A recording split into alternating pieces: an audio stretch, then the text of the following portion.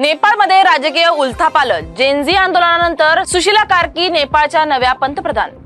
देवेंद्र फडणवीस यवतमाळ दौऱ्यावर 335 कोटी रुपयांच्या विकास कामांचा शुभारंभ करणार। तुम्ही मागास झालात ना तर 11 विवाह आपापसात ठरवूयात। लक्ष्मण हाकेंचा मनोज जरांगे पाटील यांना भर सभेत प्रस्ताव। बुलढाण्यात डॉक्टरांच्या बनावट सही आणि नोंदणी क्रमांकाचा उपयोग करून विमा कंपनीची मोठी फसवणूक। रक्त चाचणीचे बनावट अहवाल देणाऱ्या टोळीचा भांडाफोड। पोलीस भरतीसाठी वयोमर्यादा ओलांडलेल्या उमेदवारांनाही संधी मिळणार, शासन आदेश जारी। शिर्डीत 12 अल्पवयीन मुलांची सुटका, पालकांविरुद्ध गुन्हे दाखल। पोलीस बालविकास व साई संस्थानाची संयुक्त कारवाई।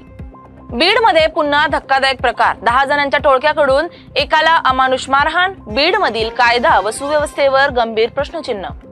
दिशा पटानीच्या घराबाहेर गोळीबार, गँगस्टर गोल्डी ब्रारने घेतली जबाबदारी। हल्ल्याचं कारणही सांगितलं। हिंगोली जिल्ह्यात पावसाचा धुमाकूळ, पुराच्या पाण्यात 2 महिला वाहून गेल्यात। नैसर्गिक आपत्तीमुळे बाधित शेतकऱ्यांना 74,000 कोटींची मदत। माहिती, मदत व पुनर्वसन मंत्री मकरंद जाधव पाटील यांची माहिती।